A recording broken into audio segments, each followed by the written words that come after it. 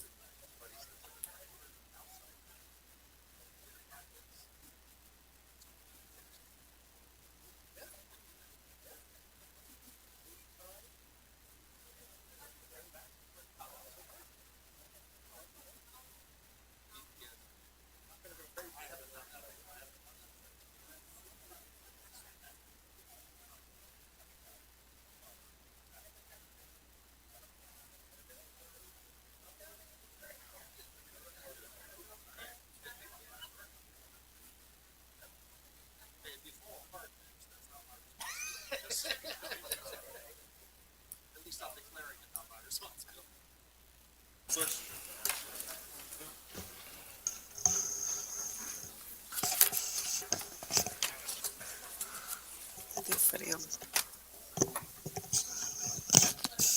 Good evening, everyone. I have 6:30, so I will hereby call this July 12th meeting of the Council of the City of Lancaster to order.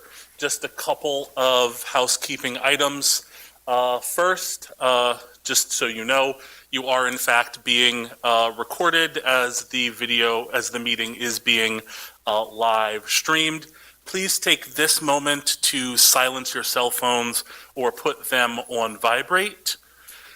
As far as public comment goes, both scheduled and unscheduled, the time at the microphone is 3 minutes. Please come to the microphone to make your comments and begin with your name and the block of your residence before we proceed.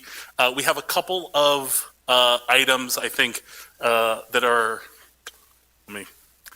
a lot of you are here for relatively few things, so when those items pass as I sense them, I will offer an opportunity for folks to file out if they don't wish to stay for what I anticipate will be a long meeting. And with all that, as you are willing and able, please join me in rising for the Pledge of Allegiance. I pledge allegiance to the flag of the United States of America and to the republic for which it stands, one nation, under God, indivisible, with liberty and justice for all. Thank you. You may be seated. Okay. Mr. Harris, would you please call the roll of members? Yes, Mr. President. Mr. Royo. Here. Ms. Baker. Here. Mr. Claxton. Here. Ms. Craig. Here. Ms. Diaz. Here. Ms. Walsh. And President Smith-Waddell. Here, Councilor Walsh is excused this evening. We go then to approval of the minutes for June 14th, 2022. I'll hear a motion. Motion to approve. Second. Okay, we have a motion and a second. Council comments on the minutes as presented. Hearing none, Mr. Harris. Mr. Royo. Aye. Ms. Baker. Aye. Mr. Claxton. Aye. Ms. Craig. Aye. Ms. Diaz. Aye. And President Smith-Waddell. Aye, thank you. That brings us to proclamations, honors, awards, and resolutions of recognition. Do we have any this evening, Mr. Harris? Yes, we do, Mr. President. First is resolution number 60, 2022. All right. I will make a motion that council approve resolution number 60, 2022. Second. So moved. Okay. We have a motion and a second, but while we're here, Mr. Harris, would you clue us into what that resolution is? Yes, Mr. President, the title. A resolution of the Council of the City of Lancaster approving the appointment of Richard L. Mendez as Chief of the City of Lancaster. So moved.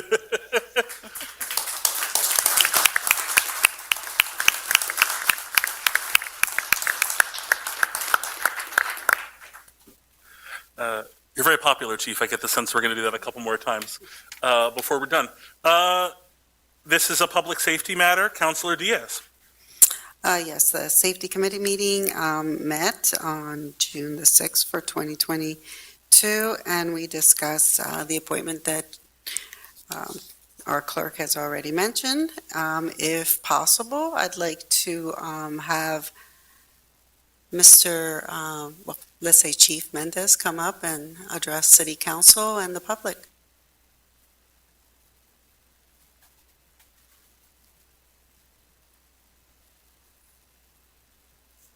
Good evening.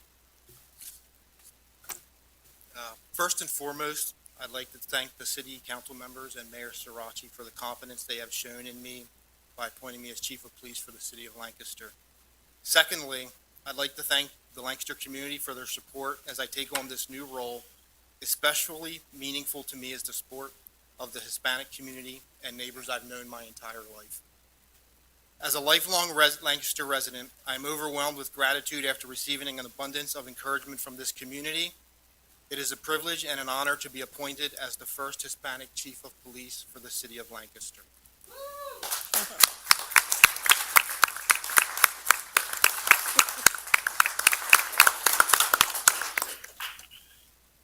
As your new chief, I promise to continue building trust in the community through accountability, transparency, and open communication. As many of you know, a career in law enforcement is not an easy one. I would not be where I am today without the support of my family. The stress, missed holidays, odd shift hours, and everything else this job entails can take a big toll on family life. I am so grateful to have such a loving and supporting family. I would like to thank Chief Wiskowski and Chief Anders for being here tonight. Your presence means a lot to me. Your community engagement philosophies have set me and the department on a path towards success. While working alongside you at the Bureau, I learned the importance of getting to know the people and businesses who reside in our neighborhoods. Relationships are built upon the foundation of trust, and I am committed to continue nurturing the outstanding relationship between the department and the community. I promise to maintain the uncompromising level of service that our officers provide to the community and improve upon it whenever we can.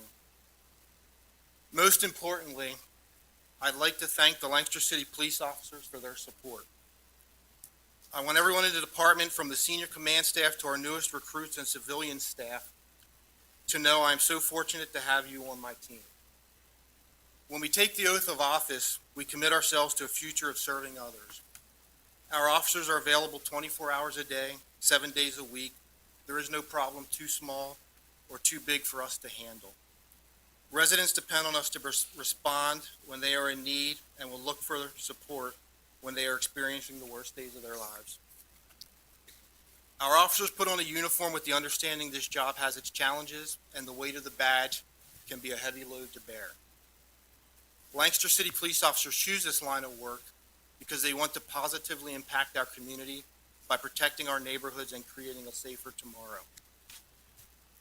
As your chief, I promise I will do all I can to ensure you receive the best training and education to keep yourself and others safe.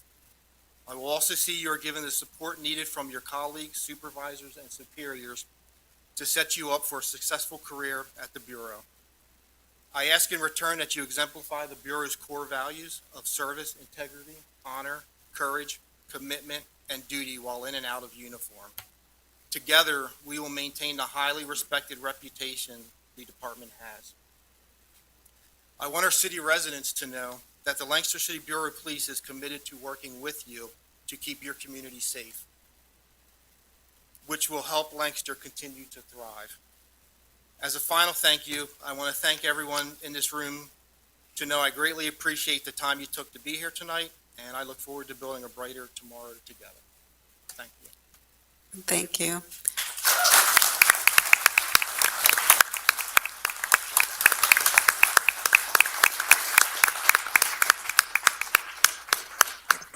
Mr. President, we need a vote.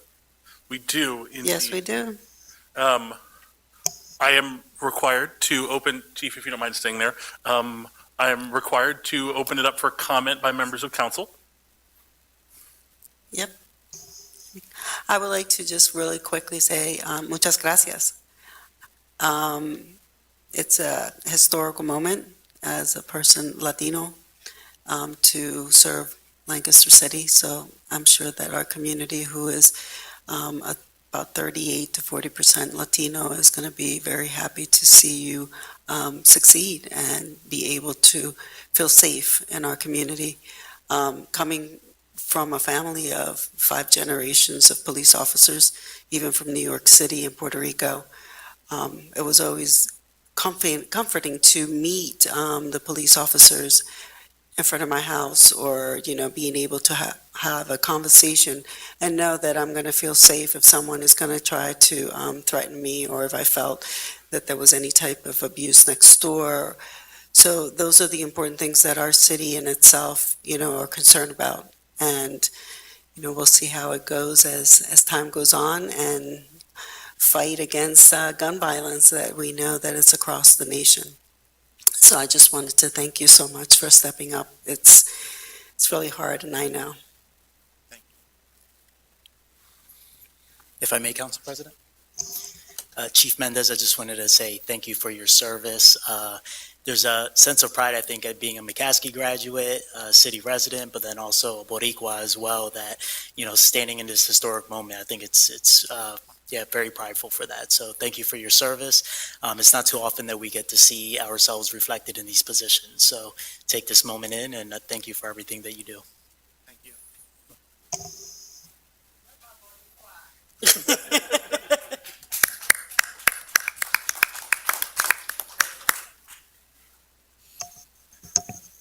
I'll take the last swing, acting chief, and I'm going to call you acting chief because I think I'm going to get to call you something different in a moment.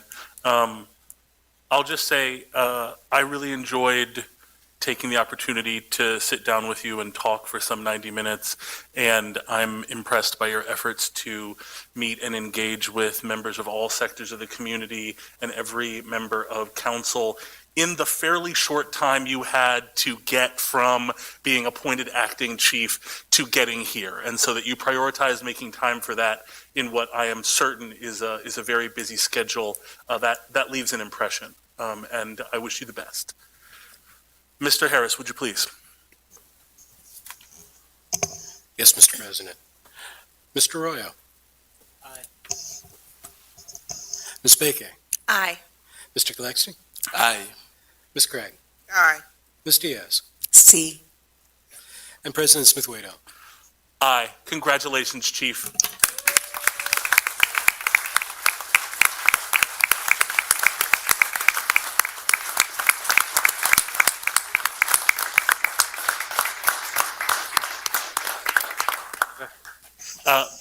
Our city clerk, Mr. Harris, will now administer the oath of office to Chief Richard Mendez.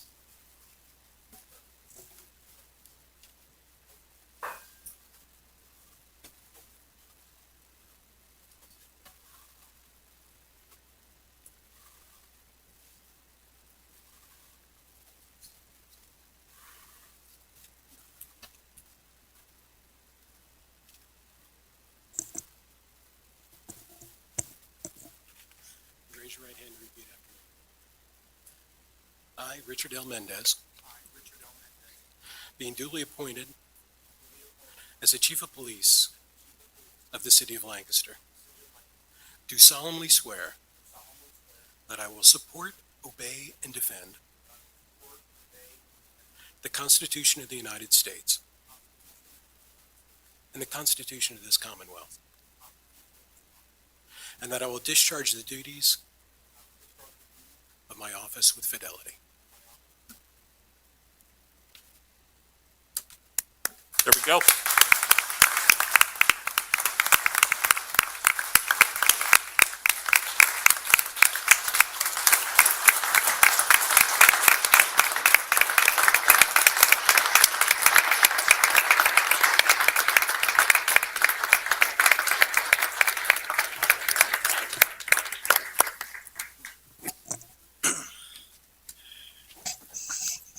Thank you, Chief.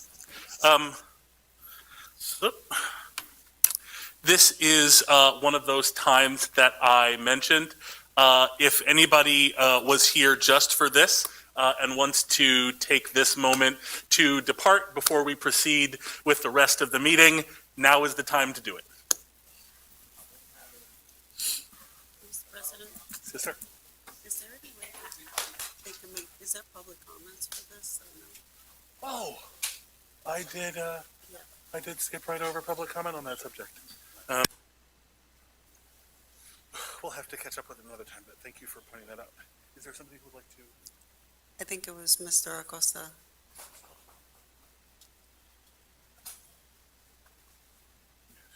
But the big boss is leaving. Can the chief come back? I have a couple of questions. Is this on? Hello? Can the chief of police come back? I have a couple of questions for him. See if, officers, if he's still in the building, would you pass him back this way? That's my mistake. That there was supposed to be public comments. Don't count my 3 minutes as waiting. I'm gonna put my phone.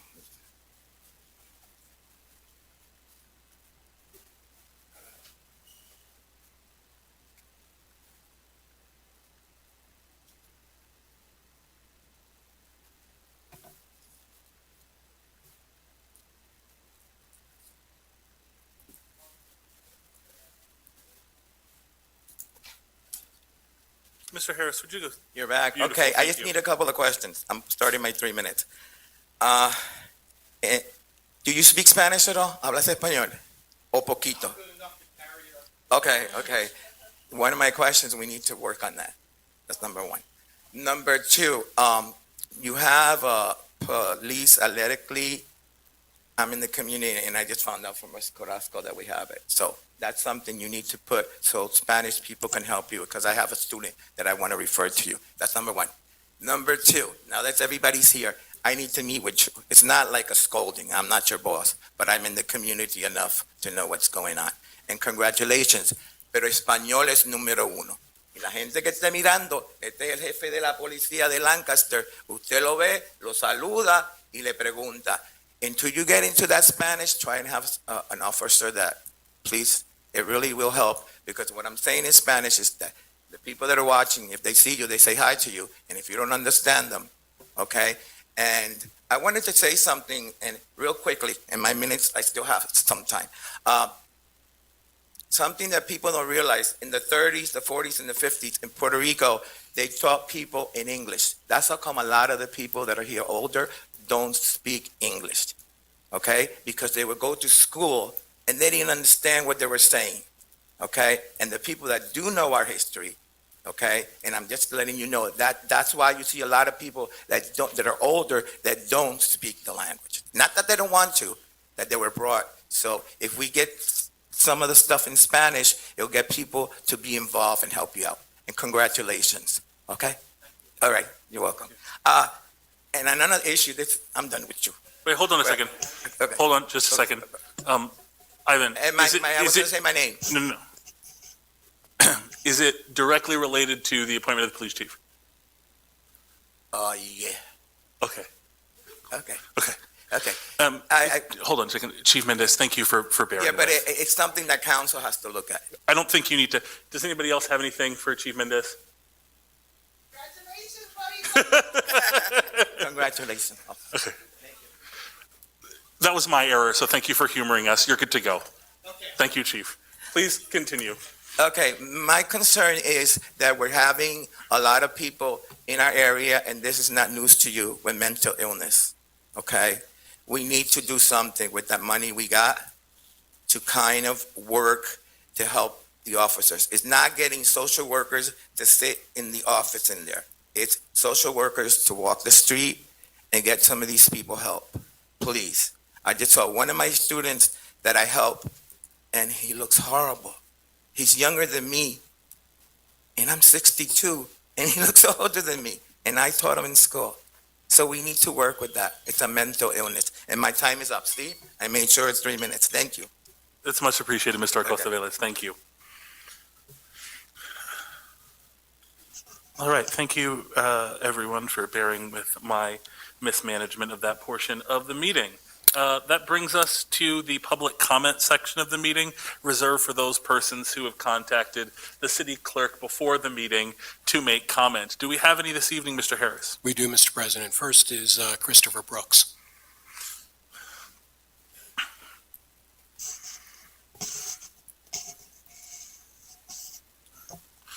Good evening, Mr. Brooks. Okay. My name is Christopher Brooks. I live on the 900 block of Virginia Avenue. I'm not asking for a change or addition to the law, but merely that the law as written be followed. Some noise in the city is unavoidable, garbage trucks, construction, etc. Other noises, such as motorcycles without mufflers, are a real problem, but difficult to control. However, there's one source of noise that is not only easy to address, it is actually encouraged by the city: amplified music in neighborhood parks and streets. Because of its high sound level and strong bass, this amplified sound can be heard blocks away. Its regular thumping can be annoying even at very low levels. The city's noise code states, "No person shall make any noise disturbance by any means." Amplified music is specifically called out in the code. Nevertheless, the city's noise control board regularly grants variances to the code for events in the city's parks and streets. Per the code, they may do this, but before granting such a variance, public notification is required. I have never received notification prior to the many events with loud amplified music held in the park near my house, one of which I measured, by the way. All are clearly audible in my house. In discussion with members of the Noise Control Board, I am given to understand that the community benefit of having amplified music in the park outweighs the right of neighbors to not hear this noise. This is nonsense. The presumption that if people don't complain, everything is copacetic is exactly backwards. Most people are uncomfortable calling the police, but this is not evidence that they are not bothered. Per the noise code, the burden of proof is on the producers to demonstrate that a requested variance is necessary. The code states that the application shall demonstrate that following the code would constitute an unreasonable hardship on the applicant. There is no conceivable hardship to the organizers or to the community, whatever that is, that would result from precluding amplification. One might argue that amplification isn't necessarily loud. True, but in practice, amplified music is always extremely loud. In my extensive experience, requests to turn down the volume are always met by a slight decrease, followed by a steady increase until the original level is regained or exceeded. Numerical limits are not practical and therefore not in the code. The problem is allowing amplification. As demonstrated by keys for the city, drum circles in the park, and busking around the central market, music without amplification can enhance the vibrant life of our city. Amplification, on the other hand, is a violation of the nearby community and has no place in our public spaces. I call on the Lancaster City Council to rule that the City Noise Control Board cease granting variances for music amplification in the city's neighborhood parks and streets. Thank you.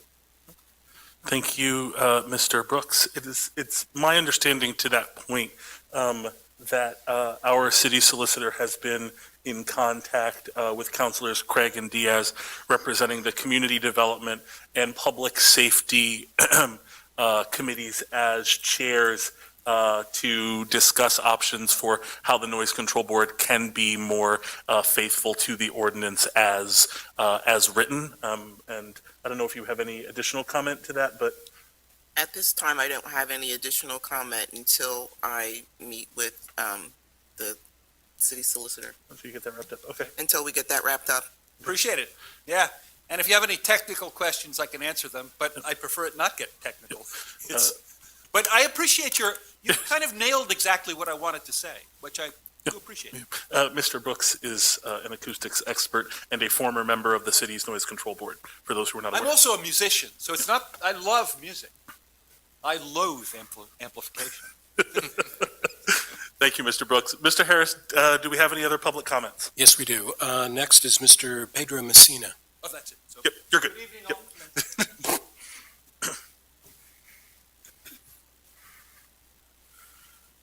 Good evening. My name is Pedro Mancilla.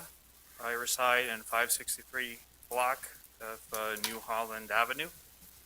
I am here to discuss, there is a bus stop right outside our house. So this bus stop is located right at our doorstep. Our main concern is that anyone who's waiting for the bus tends to hang out on our doorstep, on the steps to our house. Biggest concern is that, they are leaving a lot of trash in there. No one from the city is taking care of that. It's us, me and my wife, who have to take care of this situation, which it's becoming a sanitary issue for us as well, because people are not just leaving food wrappers or empty bottles, but also discarded face masks, latex gloves sometimes, and we have discovered a lot of cigarette butts that are being left at the entrance of our house. We have a toddler, so we are obviously concerned about this. And that block has some row houses there, 5 or 6 row houses, but there's a lot of space after the row houses where there's other businesses in which we believe that the bus stop would be more suited instead of it being right outside our house. Thank you for the opportunity to be here. That's the only thing I want to say. Thank you, sir. And might I direct you to the gentleman in the blue suit just behind you? He's the Director of Public Works. That's Mr. Stephen Campbell.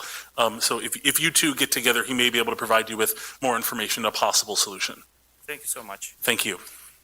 And thank you, Director Campbell. Do we have any other comments, Mr. Harris? Yes, we do, Mr. President. Next is Brad Wolf. Mr. Wolf?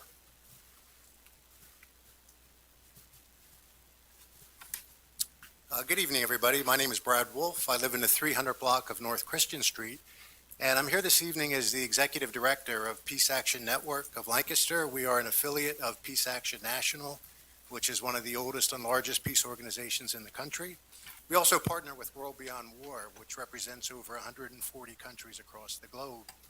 And I'm here today to ask you to consider a proposal, and I hope you will consider it very seriously. It's a proposal that Lancaster City create a coalition of cities that is designed to reallocate money taken from Lancaster residents and return it to the city for the benefit of the constituents here. Currently, 51% of every income tax dollar Lancaster City pays goes to the Pentagon. 60% of all discretionary funding at the federal level goes to the Pentagon. President Biden's defense budget is $813 billion for the upcoming year. Congress is going to add another $40 billion to that. When you factor in the Department of Homeland Security and the Department of Energy that oversees the nukes program, it's $1 trillion a year for defense. And it doesn't make us any safer. It's spread anti-Americanism across 4 continents at this point.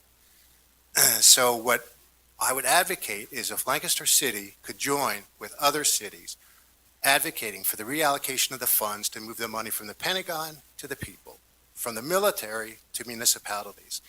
And there's a formula that you could use that might make this work, because other cities have passed resolutions asking for the same thing.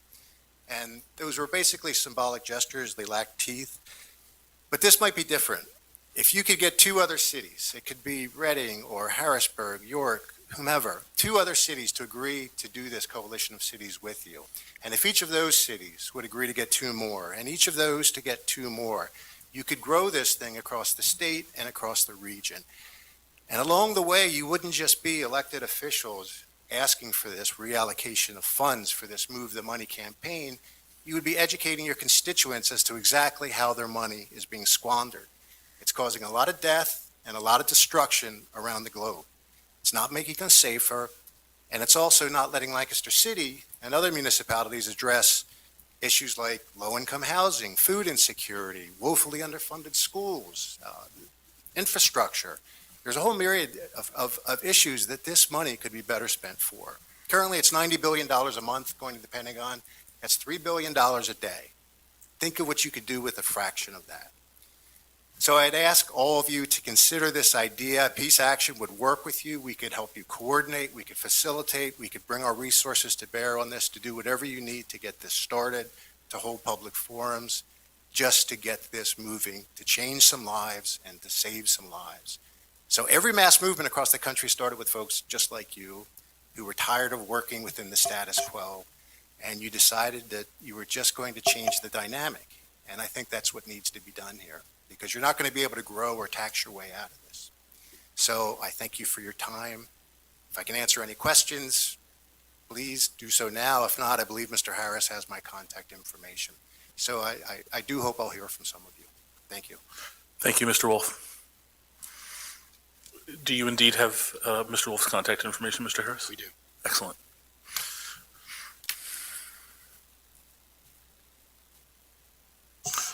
Do we have any other public comments, Mr. Harris? We do not, Mr. President. All right. In that case, we go then to reports requested by council.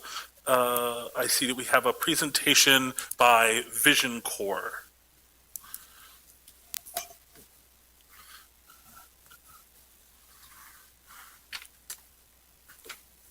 Thank you, Mr. President and council. Get our slides up there. Give us just a moment.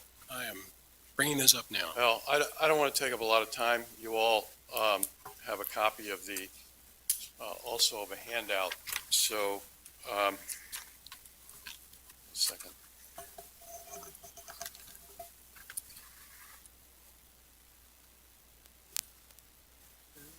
There we are. There we go. There we go. Slides. This presentation is a result of a lunch that we had earlier this spring with Mayor Sirachi and Congressman Waddell. And I want to thank Councilman Arroyo for inviting us here today. Next slide. Vision Corps was established in 1926.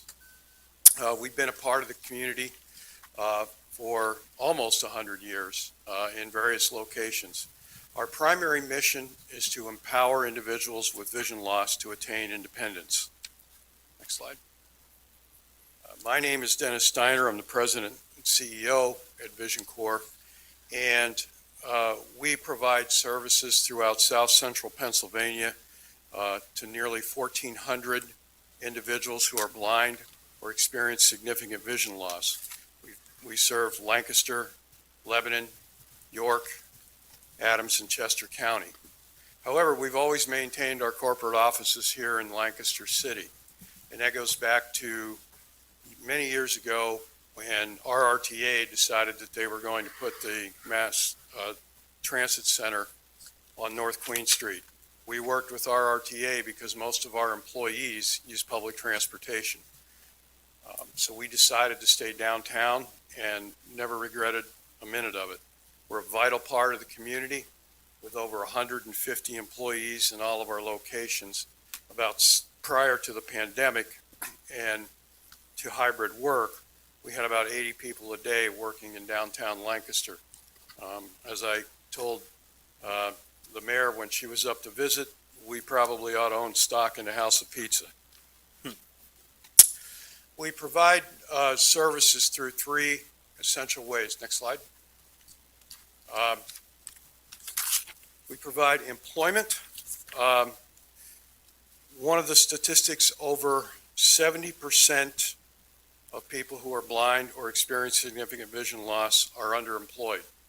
Some of the products we produce here in our Lancaster facility are for the Department of Defense, the ACH Combat Helmet Ballistic Pad System, and the Integrated Helmet Pads Head Protection System.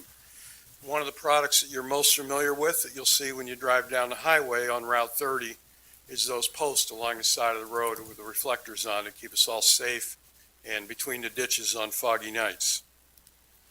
During the pandemic, because many of the products we made were considered essential by the federal government, we remained open and got really proficient at maintaining strict COVID protocols. And I'm pleased to report that we were able to work through a lot of that with very limited issues. One of the other employment services that we provide is contract management services. our employees using a variety of assistive technology, screen magnifiers and screen readers, review old government contracts to ensure that the government got what they paid for and that the vendor provided what he or she were supposed to provide. Once those contracts are reviewed, any de-obligated money goes back to the Treasury. We have 35 people in various locations who are blind or significantly vision impaired working remotely on contracts for Defense Contract Administration, Department of Congress, Department of Navy, the Air Force, and most recently the Space Force. To date, we've de-obligated over $10 billion go back to the Treasury. Other services that we provide, next slide will be our rehabilitation services. We provide a variety of rehabilitation services, starting out with case management, orientation and mobility, which is the science of travel, getting from point A to point B safely. I want to thank the city. Years ago, when the audible traffic signals were installed, they reached out to Vision Corps and we worked together to make sure that we had the right signals in place and the right intersections. And I still think there's a few more that we need to do, but we can talk about that at a later date.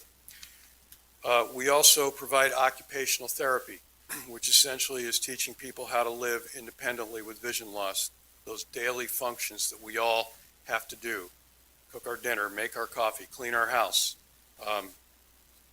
We also work with assistive technology. The technology today is incredible, and it has allowed blind people to be much more independent than ever before. Think about all the things you can do with your iPhone, and if you learn how to use that iPhone using the voiceover features, the magnification features, you can do your shopping, you can communicate with your family and friends, enabling you to be much more independent. I always said that when the iPhone came out and the iPads came out, that was the greatest opportunity for people who are blind since the invention of Braille, and I think that's true. One of our goals over the upcoming year is to enhance our Assistive Technology Center. We're currently working for funding to do that. But think about all the things that you do that now don't have knobs, and one of our clients came in to me the other day and she said, "Dennis, I got a glass top stove that has a touchpad. How am I going to use that?" We sent her down to our rehabilitation department, and she now is able to cook with a glass top stove and using the touchscreen. We have ways of teaching folks how to do that. The other thing we do, next slide, is prevention of blindness. We provide kid sight screenings. We screen over 10,000 in preschoolers each year as part of our kid sight screening program. We all know that if you go to school and you can't see the front of the room, you're left behind right away. Our goal is to make sure that young children get the proper eye care, proper glasses that they need so that when they enter the school, they're not at a disadvantage. We also provide, working with Yearly Eye Care, low-cost eye examinations and low-cost glasses for people in need. Talking about the folks that we serve in the city, we provide all those services to people residing in the city. Well over 150 individuals reside in Lancaster that have received services from us in the last year or two. One of the things about our organization is that once people begin to receive service, they may go away for a while, and they may come back as they may experience greater vision loss. One of the areas that we're focusing on in the future, getting ready for, we all know, we've all had the conversations about the diabetes epidemic. One of the factors with diabetes is diabetic retinopathy. We're starting to see an increase of individuals in their 40s and 50s experiencing diabetic retinopathy, people who are still young, who are still active, who still want to remain independent, but need to function without the full use of their vision. I want to thank the City Council. I know I only have 5 minutes and I could talk for an hour. The one thing I will say is that when you think about the services that we have right now, you think, geez, that's not me. But I'll tell you, as you get older, 1 out of 4 people over the age of 67 experience significant vision loss. When you reach 75, it's about 2 out of 4. And if you live to be 85, it's about 3 out of 4. So if you live long enough, someday you're going to need the services of Vision Corps. And we want to make sure that we're continue to be good partners with the city, make sure that we're here for the next 50 years. I will. I also have to take this opportunity and thank. He's not here now, but Chief Menendez and his wife Bobby, and also Congressman Arroyo. Next slide. For participating in the eye drop. For many of you, if you were downtown on June 10th, you saw us rappelling off the Holiday Inn, and you need to help me twist Mayor Sirachi's arm to get her to go over the edge with us next year. It's a great event, and we certainly appreciate the support of Congressman Arroyo and Chief Menendez and his wife, Bobby. I will take a few minutes and entertain any questions that you might have. Councilors?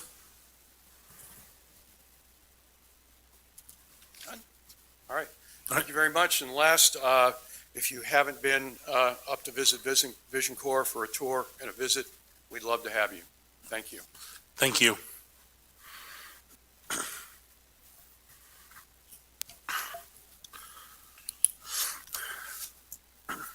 Mr. Harris, do we have any other items under reports requested by council? We do not, Mr. President. Or, I'm sorry, we do.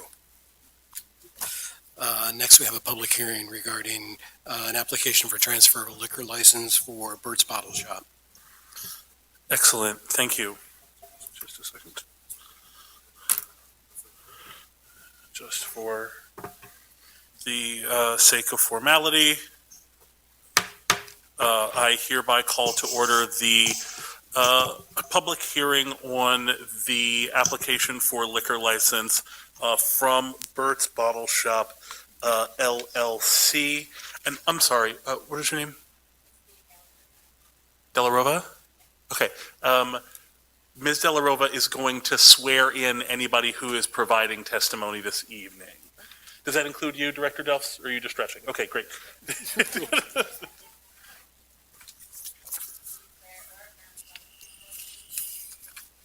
I do.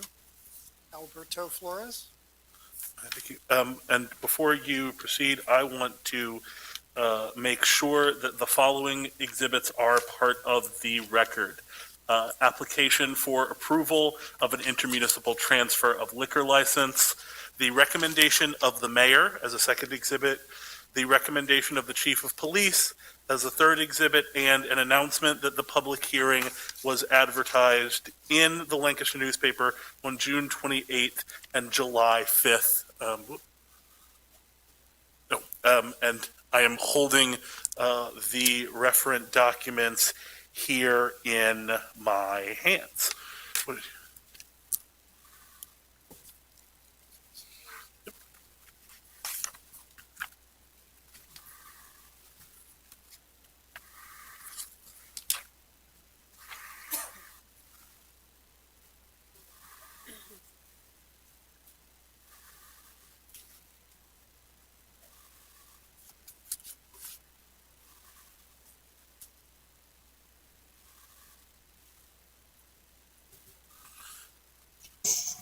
We are squared away on that front then? We're good. Excellent, thank you. Please. Yeah, thank you, Mr. Council President. My name is Aaron Zemer. I'm an attorney with Russell Craft and Gruber here tonight on behalf of the applicant, and I know council has a lengthy agenda, so we will keep this brief. I'll have Mr. Flores go through some information here, but just briefly by way of introduction, as the council's aware, we're seeking to move a license that Mr. Flores and Bert's Bottle Shop already owns.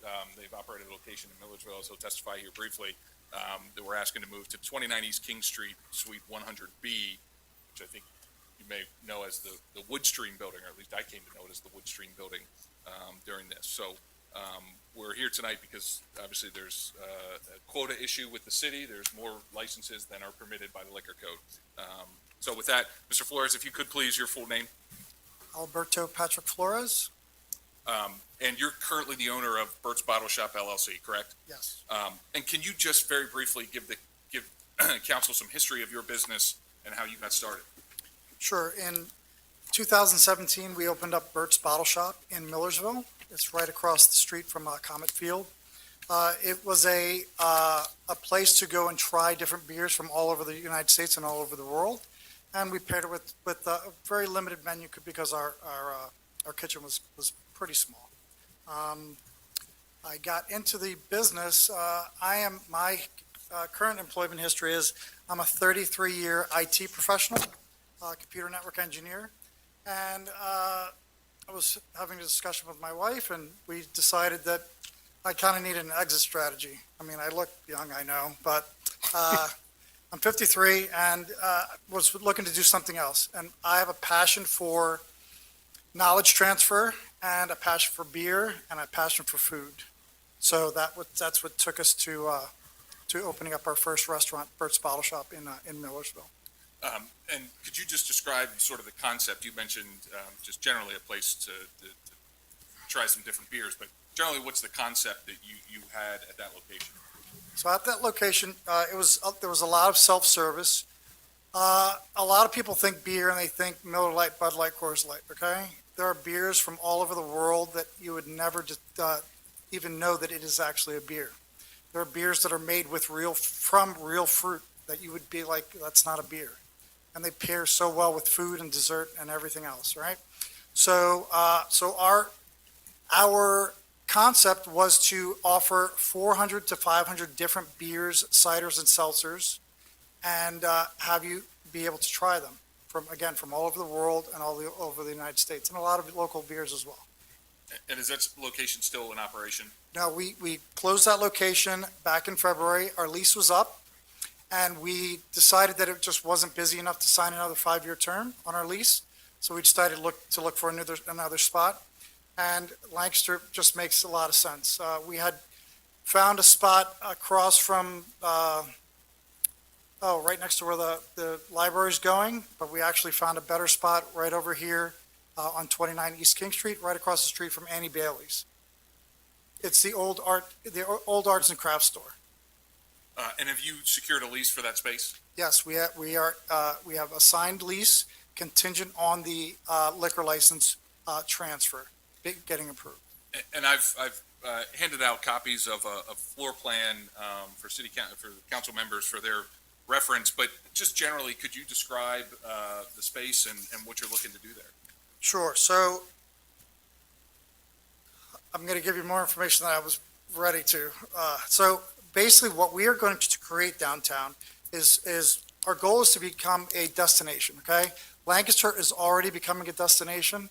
I can't express to you how many folks from out of town that I know that come to Lancaster to visit as a vacation spot, not just to go see the Amish, but to come downtown and enjoy the culture and the food and the restaurants and just the ambiance of Lancaster City.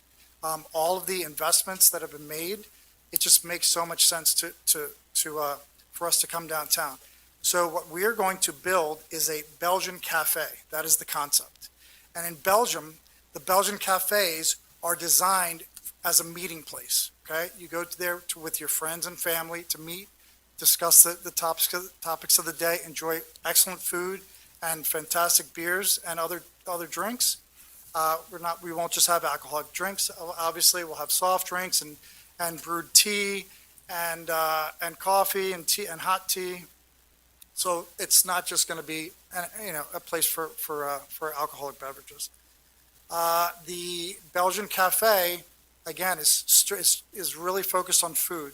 So in Millersville, our kitchen was very small. It was our first entryway into becoming an entrepreneur and a restaurateur.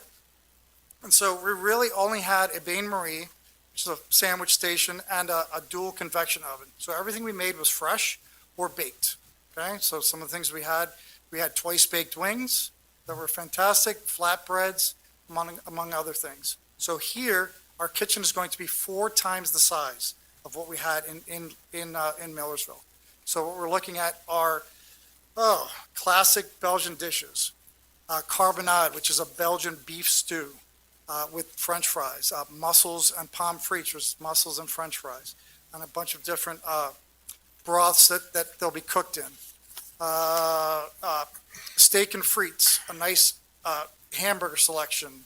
Obviously Belgian waffles for dessert, and among other things. Just, we're really excited. And the reason why we picked the Belgian Cafe for this new space is to be a differentiator, okay? No one's doing, in Lancaster City, is doing Belgian food. Yes, people have mussels and sometimes French fries, okay, but not the whole gamut of food options that we're going to have. Talk about seating capacity. What do you expect to have? So for we're seating? looking at inside, including the bar area, 55 to 60. But then we will have a small outside patio in the front, seating probably 15 to 20 people. And there, if you've ever been into the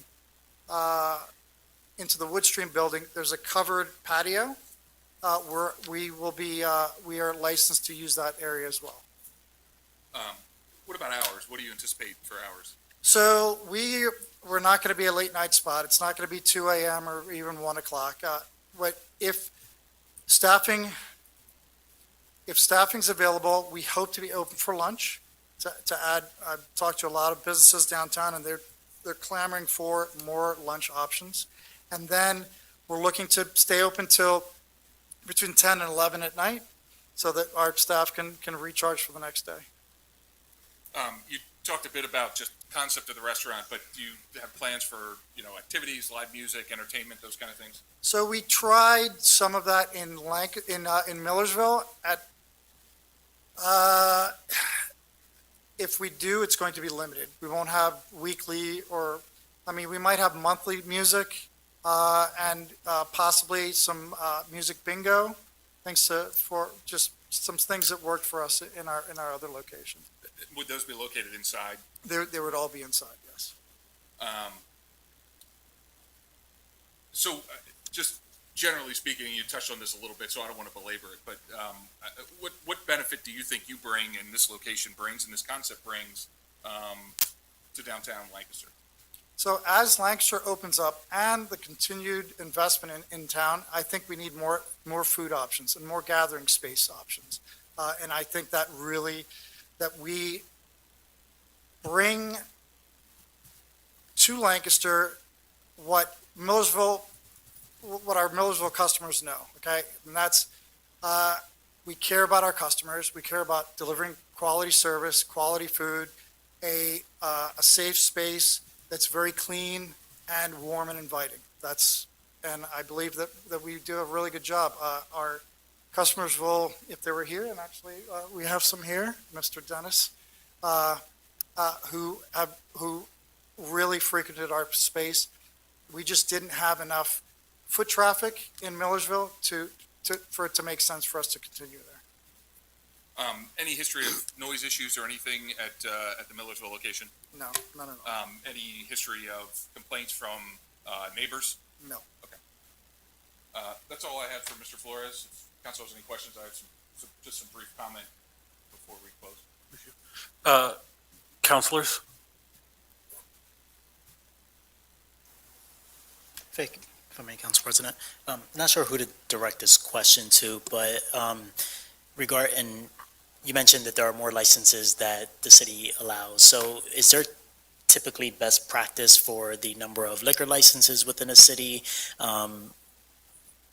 Just in general, and more specifically within that area, I know there's quite a few establishments with liquor licenses. So stop there. Yeah, so I'll say just generally, the liquor code, and it's somewhat antiquated at this point. Well, the liquor code itself is very antiquated, but the numbers, it provides for, it says somewhat arbitrarily, if there's more than one license for every 3,000 residents, then you need local municipal approval in order to bring another license into that municipality. So that's what triggers the need for this hearing. And I attached to my application the number of licenses. You forgive me, I don't know the number off the top of my head, but the Lancaster City is north of 100 licenses. I think the actual number of the city's population is somewhere around 54,000. So if you do the Close to math, 60. 56, sure. If you do the math, according to the liquor code, the city of Lancaster would only permit somewhere in the neighborhood of, what, maybe 30 at the absolute most, 28, 29, 30 licenses in the city. So it, along with nearly every other municipality in the state of Pennsylvania that allows, that are wet municipalities, they are over their license quota.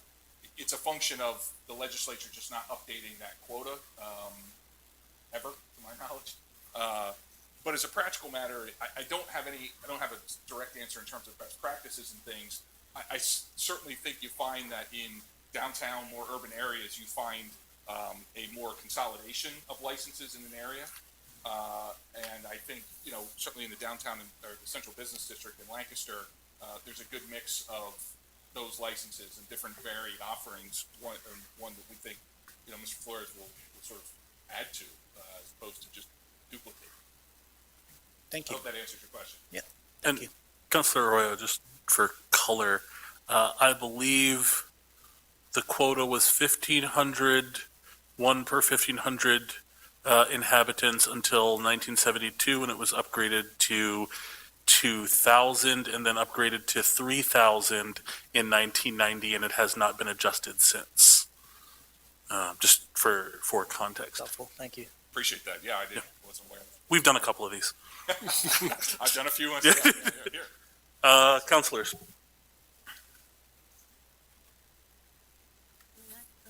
Of course. I'm actually excited only because you mentioned food. So once it opens, I will be there. Very nice. Thank you. And just generally, I will say just responding, thank you, Councilor Diaz. But just, I think that's a meaningful question. I think the things that, we are charged to look to are the overall business environment, the possibility of nuisance, overcrowding, danger, et cetera, depending on what kind of establishment we anticipate. And of course, the zoning and other compliance pieces have been handled by Mr. Handwerger, and the record of that is in all of our email inboxes. So those are the things that we are generally charged to evaluate when bringing a new liquor license into our municipality. But Mr. Zemer? Yeah, Mr. Zemer is correct that we're operating with a part of the code that has not been updated in almost my entire life. So, other council comments? I do. Councilor Craig. I do have parking concerns. So can you address parking? So all the parking will be using the lot behind the Duke. Is that Duke Street? No, is that the Lime Street garage? That's where we would expect most of our customers to park. It's the central business district, so there are no specific parking from a zoning perspective. There are no parking requirements or any requirements that businesses in that district provide off-street or count on-street parking. So the expectation would be that most would use public parking facilities. I think there are some, there'd be some behind the courthouse in that area, and then also, obviously, I think probably the closest garage would be across King Street, that connected to the Marriott, and obviously plenty of others. Okay, and what would be your days of operation? So if I had to guess today, we would be open Wednesday through Sunday, having Monday and Tuesday off, just based on the current climate of how busy businesses are today downtown. Thank you. Yes.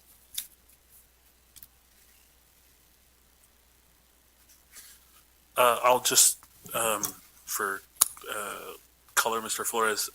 So previously you've operated in Millersville, which is a somewhat sleepier municipality than our already somewhat sleepy city of Lancaster. Do you foresee any concerns with managing patrons or anything like that? I would say I don't foresee any issues. We're not, I'm not bashing, right, but we're not Tellus, okay? The kids aren't coming in to do shots and do happy hour and just spend up, stay there until 2 o'clock in the morning. It's an establishment to come in, to gather, connect with your friends and family, and meet new people, have a nice meal, and that's about it. It's not that kind of place. It's not what we project, and that's just not what happens at our spot. Thank you. If there are no other council comments, as this is a public hearing, I will open it to commentary from the public. Okay, it will just, yep, thank you. Mr. Costaveles? My name is Ivan Costaveles, 800 block of Highland Avenue. Two questions for you. The councilwoman asked about parking. I know sometimes that people, if he's getting people out of the areas, and some of the people will be coming from the hotels and stuff like that, it will be easier. But the ones that are from the city, we have concern on that, because they say in back of the courthouse, that sometimes is, really full. And myself, I have to park far. So I'm just asking, number one, does the city itself see any concerns? Have we looked at that? And how many licenses, establishments with liquor license that are legal are on that block? Do we have that number? Not off the top of my head, but I feel like you could just run down the row and count. But to avoid, hold on a second. Give me just a second, because I don't want to get into like a deep back and forth as what's supposed to happen here is commentary. But to briefly respond to the parking question, this is something that gets addressed in the zoning code in terms of like, we have so many in given parts of the city, we allow for, a certain kind of business with a certain kind of parking and other amenities in that zone to manage them. They have correctly named the garage on Duke Street in addition to the parking by, what's where Characters used to be? Is that Norbu now? Back behind the courthouse that is now Norbu, and then the on-street parking, and then the fact that the parking on the courthouse actually opens up after 6 p.m. There is a fair amount of parking there. My guess is, I'm just going to humor you here, we got Proof, Altana, the purported new establishment, Annie Bailey's, Telus, The Exchange, and Bistro Barbary. So there would be seven liquor license operations on that block. It's good to welcome people, and I'm not welcoming him. I'm welcoming him. Dándole la bienvenida. It doesn't come out in English, so I'll say it in Spanish. My concern is that if you ever come at night, and a couple of times I've come to give friends ride, the crossing, people crossing there, sometimes there's a lot of people. And I'm just afraid before someone gets hit and we say, oh, I'm sorry, that we look at that maybe working with the establishment, having an officer there during the times that are busy, that we really look at that. Because we say, yeah, and then when someone gets hit, oh, we're sorry. But I mean, you need to come, and I know you're close somewhere around there, to come down and see that it's the crossing, and they have this thing. What is that thing long that you have to let pedestrians go first? That little sign we have, that there's a state law about letting people cross. Oh, the right away. Yeah. Well, you know what? One day this lady was crossing on one of those, I call them the motorcycles, a wheelchair, and this taxi driver almost took her. And we have those signs, so I'm concerned. Okay. So can it be looked at, not, shoved, those are my concerns, especially in that block. I appreciate it. Thank you. Thank you, Mr. Acosta-Velas. Are there other comments from the public? Going once? Councilor Calixte. Sorry, thank you, Mr. President. So, as you may know, the noise is a problem for our residents in the city.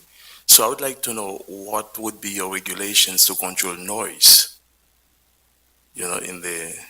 Since it's gonna be an establishment with food, beverages, um, So. alcohol. Sure. So the block that we're on, the alleyway so let's address the patio, okay? So that's where you would get the most noise, the front patio and the side patio. The side patio, the alleyway is the side of the courthouse, okay? So, the noise, I mean, I don't think anybody lives anywhere near there. So I don't think the noise is gonna be an issue there. The front patio, I mean, I don't see it being loud. It's not a rowdy place where we're doing beer pong on the front patio or anything, any crazy things like that. It's just, people would just be sitting and enjoying their meals and their drinks, so. Yeah, and I'll simply add that I think the building itself is a commercial building. Woodstream occupies the upper floors of that building in its entirety. And then, as Mr. Flores noted, the courthouse is adjacent to it. And there's no plans to have any amplified music. To the extent there would be any entertainment or anything, it would be contained within the space. So likely wouldn't be an issue that would carry, as the gentleman was concerned with earlier, where there would be outdoor amplified music. Just not an issue, and as Mr. Flores said, just not that type of place for what they're looking to do. So the reason why I ask this question is because it will be open till 11 o'clock p.m. So at night, the noise can be really bothering, and that's why. And by bothering, you mean to like local residents? Yes, exactly. Okay. I mean, obviously not residents who are walking around, right? I'm just trying to think of where the nearest house would be. So if you obviously going towards the square, there's no residential housing. And if you go out, the whole row of Duke Street is all commercial, right? Mostly law offices and the bakery. And the next block of King Street, I think it's all commercial within a full city block. So I don't really see first of all, I don't see us contributing in a major way to the noise level. I mean, the rooftop bars and all that stuff, that's where you're gonna be getting most of your noise levels. So I don't see us really impacting any residential homes at the location where we're looking to go, at 29 East King Street. Okay, thank you. Okay. Give me just a second. I think this is meaningful. Probably the closest residential occupancy is the Transitional Living Center, which is across the intersection on the next block of East King Street. But I think what Mr. Flores is suggesting that on a block with, and don't let me put words in your mouth, but like on a block with Telus, Altana, and the Exchange, I think he's saying he feels it's unlikely that it's going to increase the noise level beyond kind of what already exists. Is that? That's what I was trying to convey, yes. Okay. Yeah. Sorry. Councilor Craig. Thank you. I haven't been back there for a little while, but I know that there's one or two businesses back there. Have they been affected by your move? Where? When you go back through the covered patio area that you're speaking about, and go into the downstairs. Right, there's the trophy house. Yeah, right. And I think there's something else back there. I can't remember what. Have they been affected? Will they have to move? Are they still going to be there? They will not have to move. So basically, the agreement that I have with the landlord is if we're using the patio, I would imagine we won't be using it all the time. Probably due to staffing constraints. Okay, I don't think I'll have enough servers to cover inside and outside. But if we would, our agreement is that there will be a clear pathway, at least 5 feet wide, to the access to the doorway into the building. at all times. Thank So, you. and that's coming from the landlord, who has spoken with the main leasee, which is Woodstream. I think they have between 300 and 400 employees there. And then the Trophy House, and then I think there's one governmental agency still in that building. I can't remember what it is. I don't remember what it is, but I believe it's there. Unemployment. Okay. And so, clear access to the building, and the landlord has taken it upon themselves to let them know what our concept is, and that we'll be allowed to use the covered patio. Thank you. We've spent some time on this. I'm going to allow for just one more public comment before calling the hearing to a close. Please. Pardon me, gentlemen. My name is Cheryl Williams. I live at 1513 Robert Road. Cheryl, Ms. Williams, can you bring the microphone a little closer? Thank you. Can you hear me now? I can, yes, thank you. I have a little concern with something that you said. You said it's not going to be that kind of place. Are you going to have reservations only? Would all families, be welcome to come and eat? That's all I got. Yeah, sorry, he has to come back to the microphone to address. So yes, this is not just, like I said, we will have soft drinks, iced tea, coffee. It's not just a place, will not just be reservation only, okay? Families are welcome and encouraged. We will have actually a larger children's menu than we had before. We're looking at between 3 and 4 items, and not just peanut butter and jelly, all right? So substantial stuff for them to eat.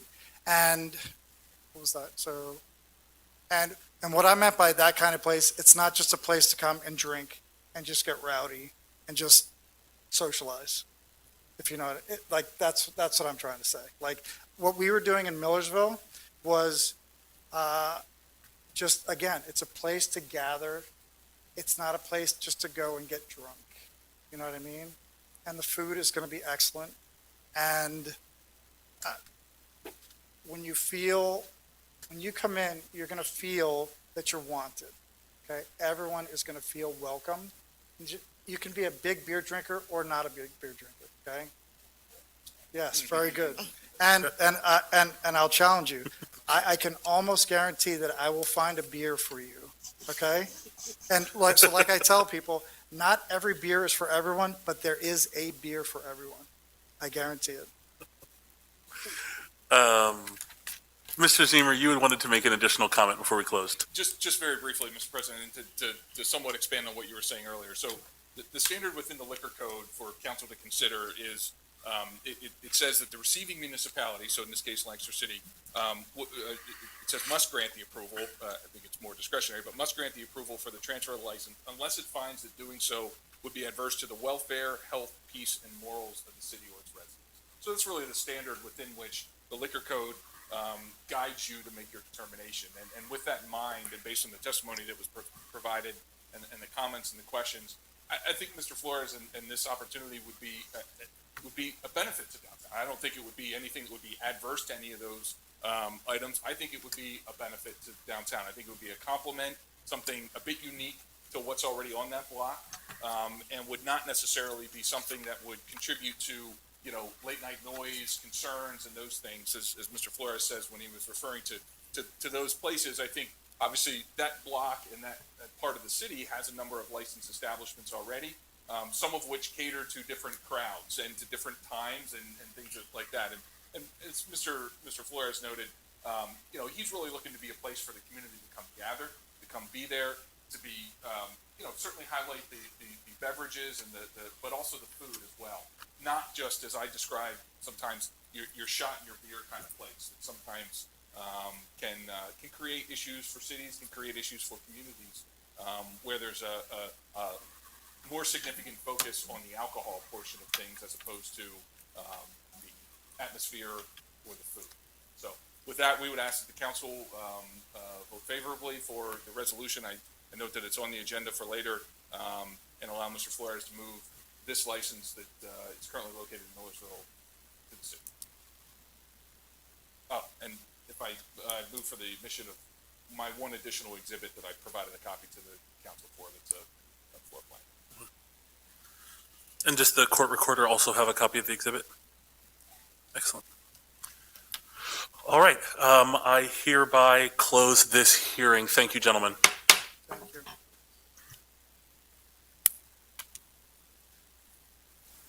Of course, we will consider this item towards the end of our legislative agenda, which moves us, if you can believe it, only to reports of committees of council held on July 5th, 2022. We begin with the Public Safety Committee. Councilor Diaz. Public Works Committee did meet on the 5th of July, and we have several things for the agenda to discuss. At this point, we have Administration Bill 13-2022, which is an amendment, which is at first reading for Chapter 295, Code of the City for Lancaster Water. We will also be bringing forward the Administration Resolution 50-2022, authorizing a grant application for the water system improvement. Administration 59-2022, authorizing maintenance agreement with Landis Drive Green Infrastructure. And I believe that the last one that we discussed would be Bill 13-2022. Oh, wait, I think that's the second one. Administration 58-2022, 59-2023, authorizing the maintenance. For some reason, I have this twice. I apologize, but that would be all brought up to our legislation agenda, including intergovernmental corporation agreement with the Landis Drive for the green infrastructure. Thank you, Councilor Diaz, for covering the Public Works Committee. Do you have any items you wish to report on under Public Safety? We did have the Chief Mendez earlier today, so that's all we have for the Safety Committee. Thank you, Councilor. We go then to Economic Development. Councilor Arroyo. Thank you, Council President. The Economic Development Committee did meet last committee meeting. I gave a brief update on the release of the housing RFP regarding the American Rescue Plan Act funds. And just a friendly reminder that that RFP is still open and will close on 11 a.m. on August 22nd. That concludes my report, Council President. Thank you very much, Councilor. We go then to the Finance Committee. Councilor Bakay. Thank you very much, Council President. The Finance Committee met on July 5th, and there were 3 items on the agenda. Resolution 61, 2022, authorizing $750,000 be moved from the Enterprise Loan Fund to the Curb and Sidewalk Program Fund. Mr. Hopkins explained that the Enterprise Zone Loan Fund is comprised entirely of repayments, and it would remain well-funded after the transfer. We reviewed the current utilization of the program and what might be needed for future years. This resolution appears on the agenda this evening. Resolution 56 of 2022 amends the fee schedule for the city. The changes are to existing fees only, and some of which are actually being lowered based on the fee study that was done, which we've talked about previously. It's important to note that the city may only recoup the cost of services it provides and not make a profit. If approved, the effective date of the proposed changes would be October 1st, and this resolution also appears on the agenda this evening. And finally, Bill number 14 of 2022, appropriating funds for capital projects. This is a supplemental appropriation that is related to an ordinance that we passed in March, which includes the ability to reimburse these funds with a future bond issue that we anticipate will happen this fall. Those funds will allow flexibility to fund the listed projects until that time. And that bill appears for first reading this evening. And that concludes my report. Thank you very much, Councilor Bakay. We go then to the Community Planning Committee. Councilor Craig. Thank you, Council President. Community Planning did meet, and we had 2 items on the agenda. First being Administration Resolution 55, amending the official sewage facility plan to include the redevelopment of 210 and 250 College Avenue. And the second being Administration Resolution 57, adopting the Community Development Block Grant Annual Action Plan, both of which will be addressed during our legislative agenda. Thank you, Councilor Craig. And that brings us to personnel. Councilor Calixte. Thank you, Council President. The Personnel Committee did meet on Tuesday, July 5th, and review nominations for appointment to the Lancaster Industrial Development Authority and the Civil Service Board. That concludes my report. Thank you very much, Councilor Calixte. That brings us to our legislative agenda, where the first heading is nominations for appointment, and so I will turn it back to you, Councilor Calixte. Thank you again, Mr. President. And I make a motion to nominate Chris Delves for appointment to the Lancaster Industrial Development Authority for a term from July 12, 2022 to December 31st, 2026.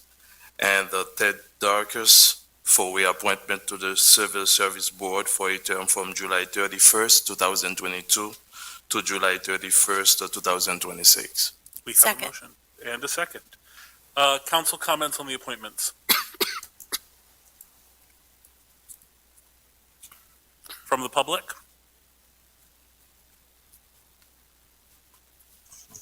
Hearing none, Mr. Harris. Mr. Roya. Aye. Ms. Baker. Aye. Mr. Klex. Aye. Ms. Craig. Aye. Ms. Diaz. Aye. And President Smith-Waddell. Aye. Thank you. That brings us to Heritage Conservation and Historic Districts. Mr. Harris? Yes, Mr. President. Consider the following applications and recommendations from the Historical Commission and Historical Architectural Review Board for improvements to properties within the Heritage Conservation and Historic Districts. First one, Awaken Properties LLC, owner of 39 North Sherman Street, proposes construction of a second-story addition above an existing one-story garage. Excuse me. The second one, Pennsylvania College of Art and Design Student Housing, owner of 204 North Prince Street, proposes construction of a new third level on North Water Street elevation and extension of an existing stair tower to a recessed fourth floor level. And both of those applications were recommended for approval by the Historical Commission. And the third item is from the Historical Architectural Review Board, Daniel Kerr, owner of 113 North South Duke Street, requests replacement of existing asphalt shingles with vinyl siding on a third-story rear elevation visible from Old Trinity Place. And that was also recommended for approval by the Historical Architectural Review Board. Right. I would hear a motion to approve these as a group. Motion to approve. Second. We have a motion and a second. Council comments? From the public? Hearing none, Mr. Harris. Mr. Roya. Aye. Ms. Baker. Aye. Mr. Colexi. Aye. Ms. Craig. Aye. Ms. Diaz. Aye. And President Smith-Waddell. Aye. All right, and that brings us to heading C, ordinances for final passage. We begin with Bill number 12, 2022. Mr. Harris. An ordinance of the City Council of the City of Lancaster, amending Chapter 125 of the Code of the City of Lancaster, discrimination, to include difference in treatment based upon hairstyles and protective and cultural hair textures and hairstyles as a form of discrimination, and to prohibit same with respect to employment, housing, and educational opportunities, providing for the repeal of inconsistent ordinances, providing for the severability of the ordinance, and providing that the ordinance shall take effect in accordance with Pennsylvania law. Motion to approve. Second. I'm so excited about this. Councilor Craig, please take it away. Thank you, Council President. Just for context, in the research that I did on the Crown Act, which stands for Creating a Respectful and Open World for Natural Hair, was created in 2019 by Dove and the Crown Coalition in partnership with then State Senator Holly Mitchell of California. The law prohibits race-based hair discrimination, which is the denial of employment, educational opportunities because of hair textures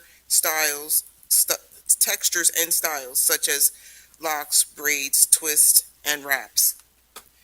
This proposed legislation seeks to amend the City of Lancaster's Human Relations Ordinance.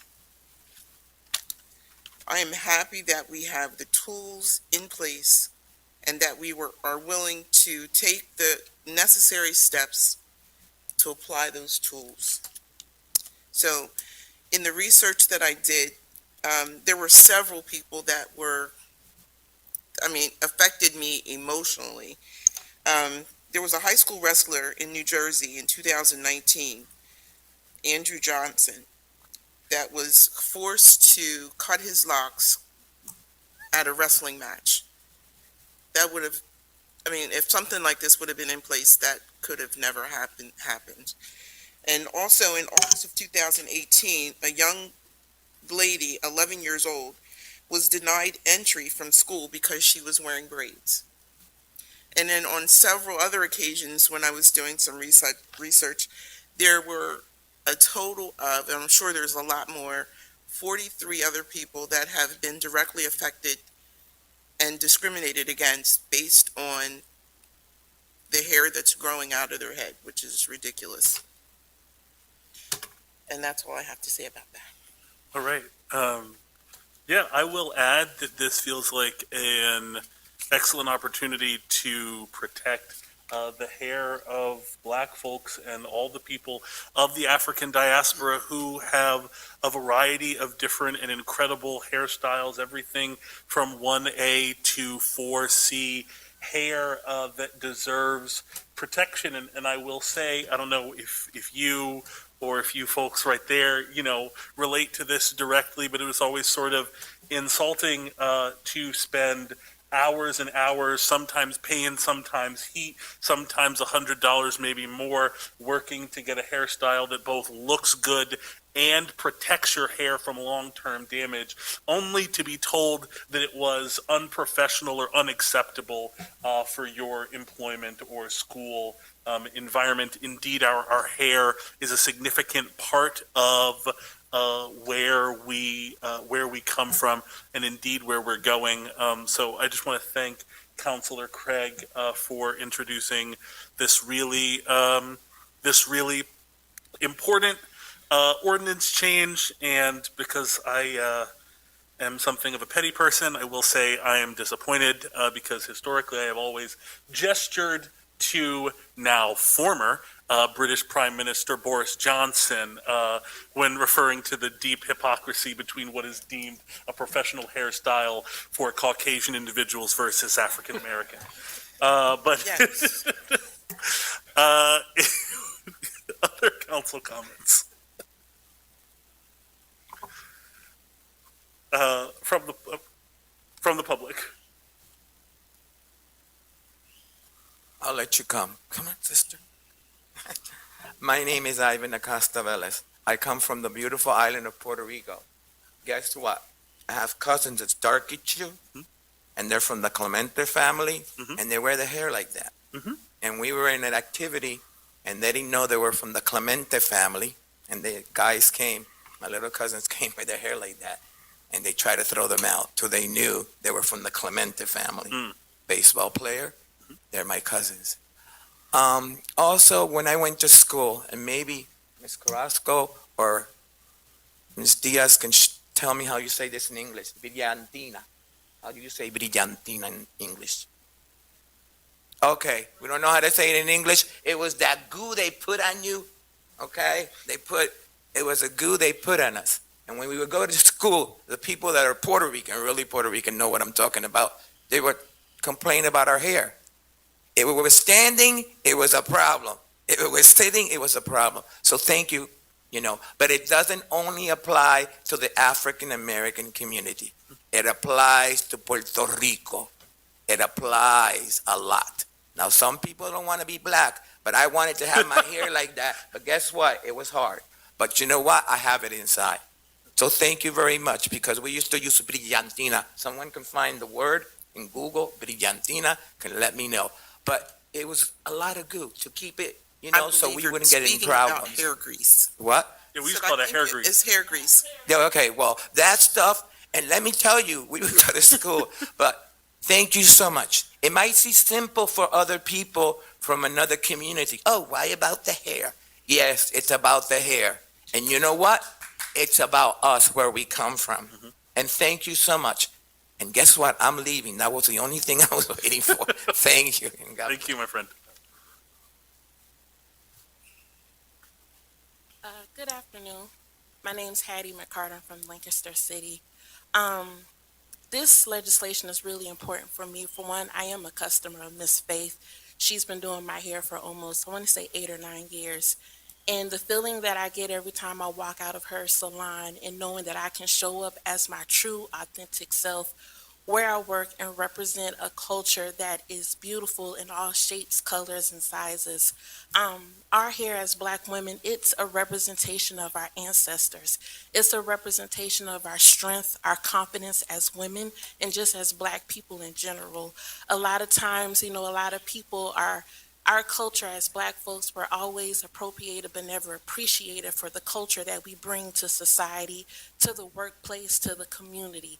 So I'm really excited about this legislation and what it's going to do for just us, for our children, for the generations to come, because our hair is an expression of us and what we bring. It's our own swag and just the ability to be able to walk in spaces that appreciate us for all of our curls and kinks, coils, our braids, our locks. That represents me, my family, my father, my mother, and the people who carried us on our backs and brought us here, so that we can be able to live in peace, work in peace, and be in style in peace at work, and be expressive.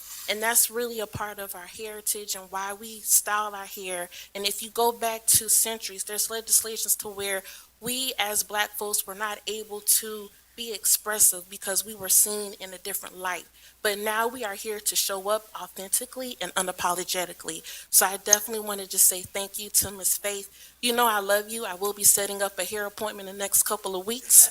But I just wanted to say thank you to you all for being vulnerable and allowing us to step into this space as our true selves. Thank you.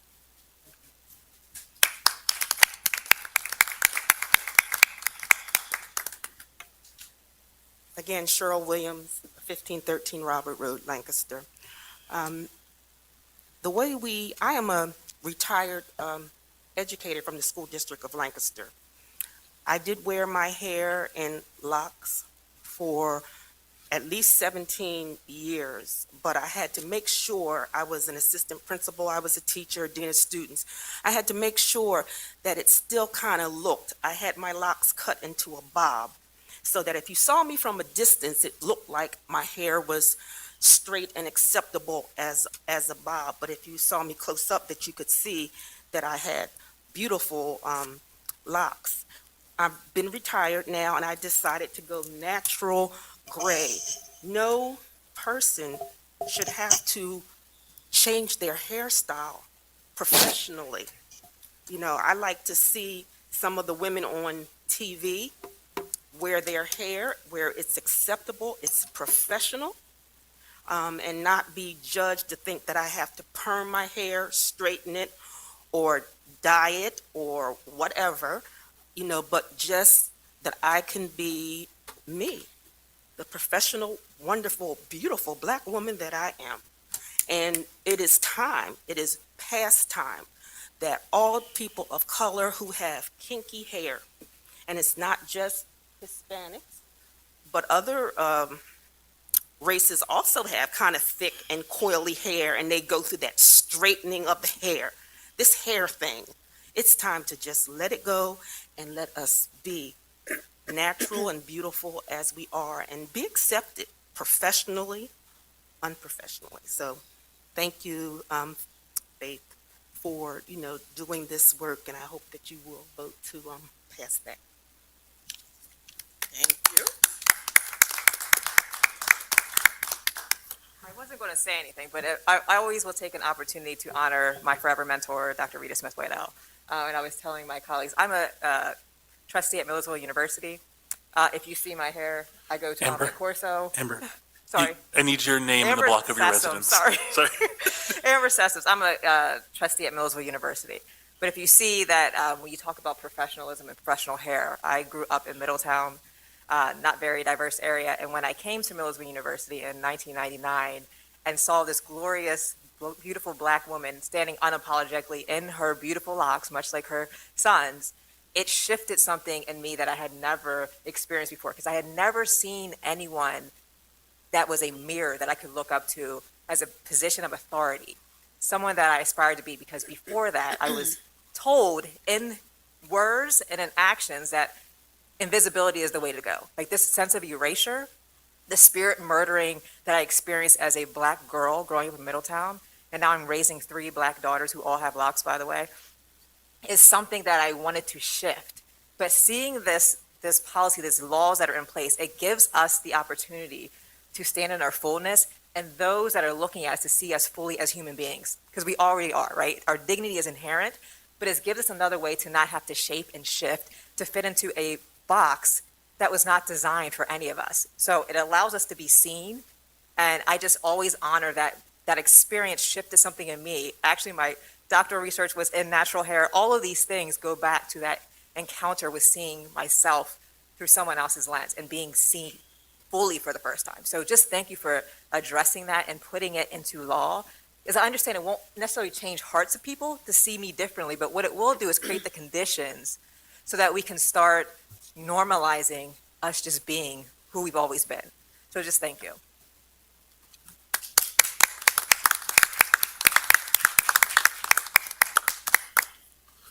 Are there any more comments from the public? Hearing none, Mr. Harris. Mr. Arroyo. Aye. Ms. Bakay. Aye. Mr. Gillespie. Aye. Ms. Craig. Unapologetically, aye. Ms. Diaz. Aye. And President Smith-Waddell. Yeah, aye.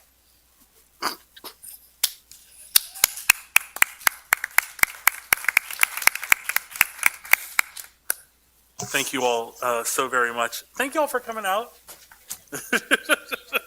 Thank you. I'm glad you came. Come back again. All right, that brings us to ordinances for first reading. Saying that aloud for myself a second time, ordinances for first reading. Bill number 13, 2022, Mr. Harris. An ordinance of the City Council of the City of Lancaster, amending Chapter 295, Water, Article 3, Service Connections, Article 4, Service Applications and Special Contracts, Article 5, Meters, Article 6, Billing and Administration, Article 7, Water Rates, and Article 9, General Water Regulations, providing for the repeal of inconsistent ordinances, providing for the severability of the ordinance, and providing that the ordinance shall take effect in accordance with Pennsylvania law. The first reading, Mr. President. Thank you. Councilor Walsh is not present this evening. Councilor Diaz, can you step in, though it may just be one for Director Campbell if need be? Yes, it is in relations to regulations and code finders for Chapter 295 of Code of Lancaster.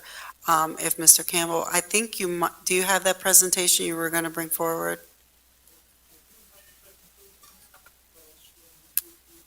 Okay. Thank you. Good evening, Council.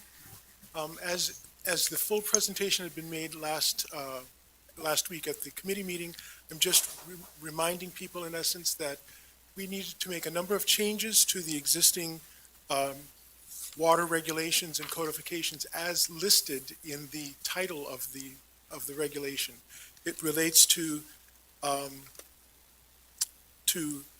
service elements, to contractual elements, to regulations, to confirmation of where and how certain equipment gets placed, etc.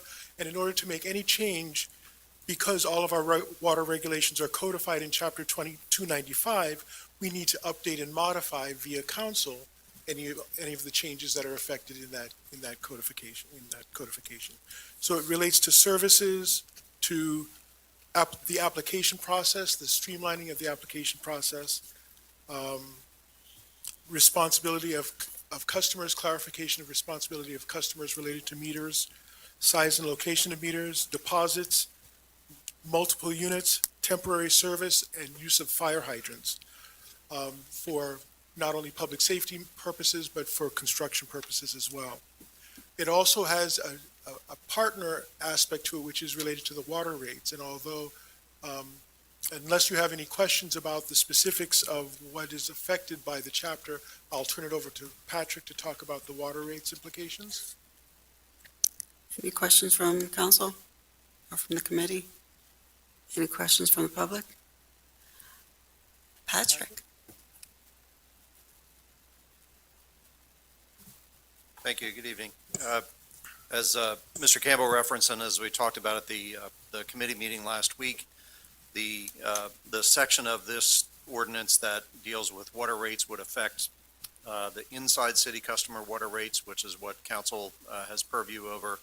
And this is really in response to or after the fact of an outside city rate increase that went into effect on June 29th for customers outside of the city who are under the Public Utility Commission jurisdiction for rate setting. So the rates that would change in this ordinance are only the consumption rates. So there are two parts of a normal customer's bill.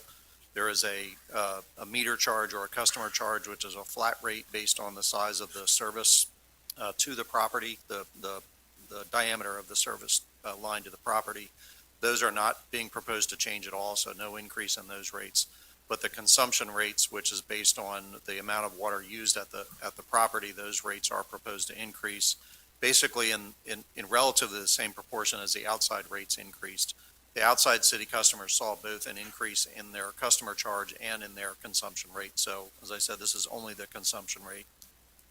For the average residential customer who uses about 12,000 gallons of water in a quarter, the resulting rate increase would be about $3.85 per month. As you know, we bill most of our residential customers right now on a quarterly basis, so that amounts to a little under $10 in a quarterly basis for the increase. Or I'm sorry, a little over $10 for the quarter for an increase. Any questions from council? I think you're good, Patrick. Thank you, Councilor Diaz. That moves us to Administration Bill number 14, 2022. Mr. Harris. An ordinance of the City Council of the City of Lancaster, Lancaster County, Pennsylvania, establishing appropriations of $6,509,314 for capital projects in 2022, providing for the repeal of inconsistent ordinances, providing for the severability of the ordinance, and providing that the ordinance shall take effect as provided by Pennsylvania law. Councilor Baquet. Thank you very much, Council President. So we reviewed Bill 14 at the last committee meeting, and I mentioned it briefly in my report. This bill would appropriate funds across several of our funds, the general fund, stormwater, and water fund. And council was provided with a list of projects that would cover, similar to the projects that we looked at in March. This is essentially a supplemental appropriation of those funds, and also allows us to reimburse ourselves with an anticipated bond issue in the fall. Mr. Hopkins, is there anything that you'd like to add? Okay. That's all I have, Council President. Are there any other council comments or comments from the public? Okay, thank you. That moves us to heading E, resolutions. We begin with Administration Resolution number 55, 2022. Mr. Harris. A resolution of the Council of the City of Lancaster approving the adoption of an amendment to the Act 537 Official Sewage Facilities Plan for the City of Lancaster. Motion to approve. Second. We have a motion and a second. Councilor Craig. Thank you, Council President. Okay, so municipalities, and I feel like I've said this redundantly over and over, but you're going to hear it again. Municipalities are required to develop and implement comprehensive official plans that address sewage disposal needs now and in the future. When a new land development project is proposed, municipalities are required to revise their official plan unless the project is exempt from planning. As of November 2019, the PA Department of Environmental Protection has been more restrictive about issuing exemptions due to the city's challenge with combined sewer overflows into the Conestoga River. The modules are often submitted at early planning stages for development. Sewer modules are only disapproved under very specific conditions and upon a technical recommendation by the state engineer. Now, the description of what this affects is the former St. Joe's Hospital has been subdivided into two parcels. A 0.75 acre portion at the southeast corner has been created for future redevelopment by HDC and Milagros House, which will provide approximately 45 residential units. The much larger resultant lot will be redeveloped by Washington Place Equities to include a maximum of 171 multifamily units of the primary hospital building along College Avenue and West Walnut Street, Northwest End Avenue, and Marietta Avenue. Trails and a pool and other amenities will be provided on these sites. Additionally, 7,000 square feet of retail is proposed along College Avenue. Sewer capacity is being requested for both lots and all uses, which City Planning Bureau has determined as consistent with its codes and comprehensive plan. That's all I have for that, Council President. Thank you. Sorry. Anything from CPED? You don't have to, if you'd like.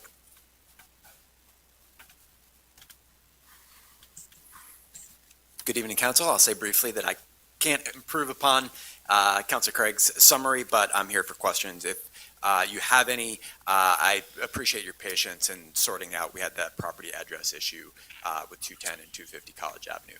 I'm glad we have that sorted out, but if there are any further questions, I'm here. Other comments from council?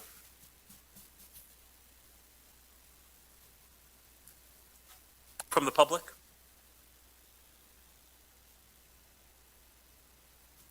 Mr. Flores, oh, sorry.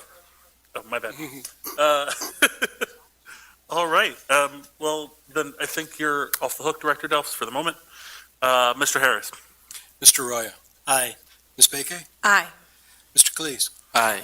Ms. Craig. Aye. Ms. Diaz. Aye. And President Smith-Waddell. Aye. Thank you. That brings us to Administration Resolution Number 56, 2022. Mr. Harris? A resolution of the Council of the City of Lancaster approving the movement of $750,000 from the Enterprise Zone Loan Fund to the Curb and Sidewalk Fund. Motion to approve. Second. Okay, we have a motion and a second. Councilor Bakay, please. Thank you very much, Council President. So this we reviewed at our last committee meeting, and I mentioned briefly in my report.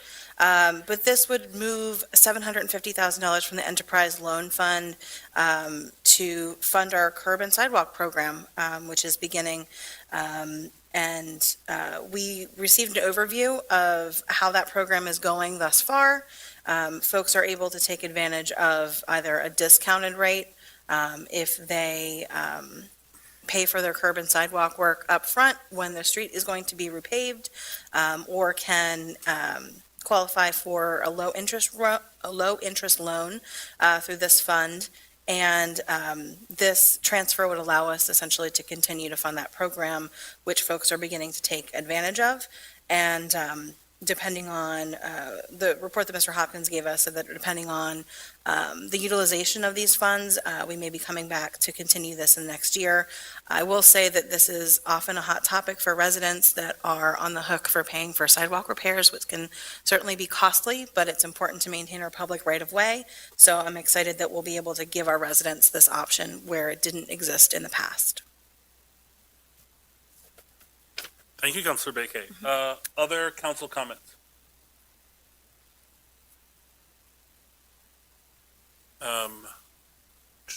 Councilor Bakay, a question that I have. If a member of the community happened to be watching this broadcast and said, man, oh man, I would sure be interested in that program, where would they go? That's a great question. I'm going to refer to Mr. Hopkins for that, only to say that it's my understanding at this time that the residents that are being offered to take advantage of this are the ones that are along planned, streets that are planned to be paved. So if you could confirm that that's correct, and then talk about how we're reaching out to those residents right now.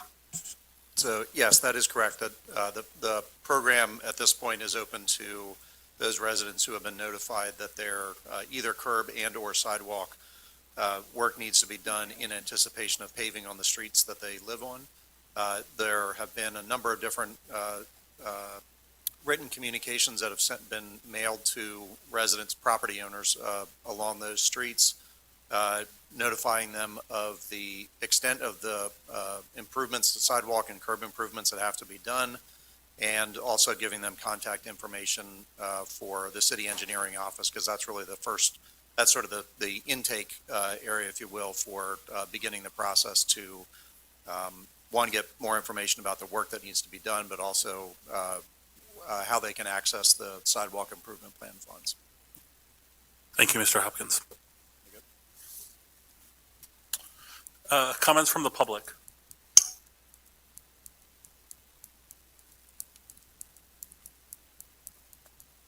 Hearing none, Mr. Harris. Mr. Arroyo. Aye. Ms. Bakay. Aye. Mr. Cleese. Aye. Ms. Craig. Aye.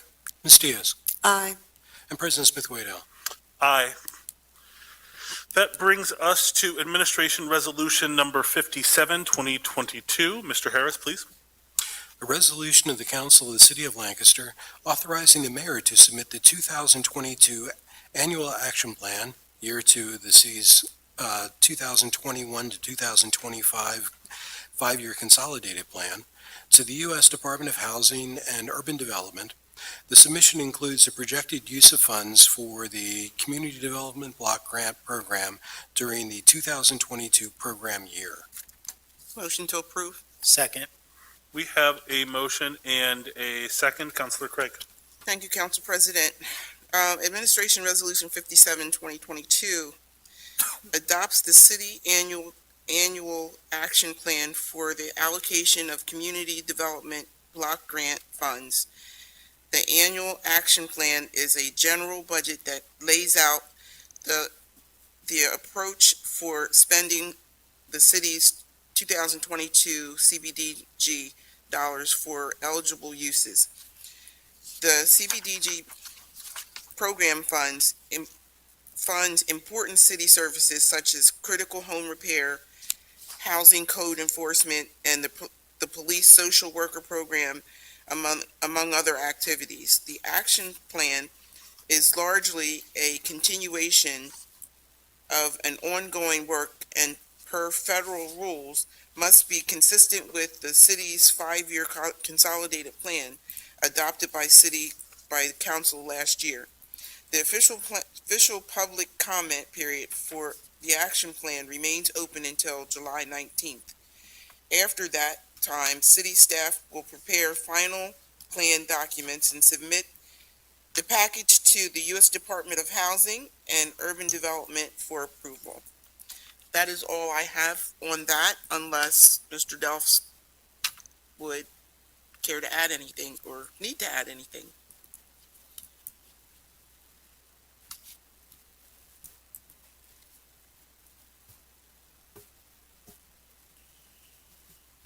Hi, good evening, Council. Just to add a few comments, the annual action plan, as mentioned, describes how the city will allocate each year's HUD entitlement dollars. And so for 2022, the city is receiving $1,605,786 from the Community Development Block Grant. This is an approximate $90,000 reduction from what we received in 2021. Also, as noted in previous presentations and public meetings, this year the city is not receiving an Emergency Solutions Grant allocation. That program is also known as ESG. Subsequent to learning this, the city expedited a collaborative effort with the Lancaster County Redevelopment Authority and the Homelessness Coalition to submit an application to DCED for $399,620 for emergency shelter and homelessness prevention services. In regards to the city's 2022 allocation, again, as mentioned, these funds are directed as described in the 5-year consolidated plan. The 2022 action plan, as well as the council committee presentation that was delivered last week, and the CDBG action plan information sheet are all posted on the city's website. Again, reiterating that the comment period's open through July 19th, and any citizens that are interested in submitting comments can contact any members of the Community Development Office. Our contact info can be found by visiting the Bureau of Lead Safety and Community Development webpage, and I'll also leave a few of my business cards on the table near the door if anybody's interested. Again, happy to answer any remaining questions that you might have about this year's plan, and also have the presentation available if it should be needed for reference. Thank you. Other council comments? From the public? Hearing none, Mr. Harris. Mr. Arroyo. Aye. Ms. Beke. Aye. Mr. Calise. Aye. Ms. Craig. Aye. Ms. Diaz. Aye. And President Smith-Waddell. Aye. Thank you. All right, that brings us to Administration Resolution Number 58, 2022. Mr. Harris? A resolution of the City Council of the City of Lancaster, Commonwealth of Pennsylvania, authorizing the submission of an application to not exceed $9 million to the Pennsylvania Department of Community and Economic Development for funding through the Community Development Block Grant Coronavirus Program as part of the Coronavirus Aid, Relief, and Economic Security Act, PL 116-136, and further certifying compliance with the requirements of said program. Motion to approve. Second. All right, we have a motion and a second. Councilor Diaz? Basically authorizing a grant application for the water system for improvement, and if Mr. Campbell would like to add anything to that.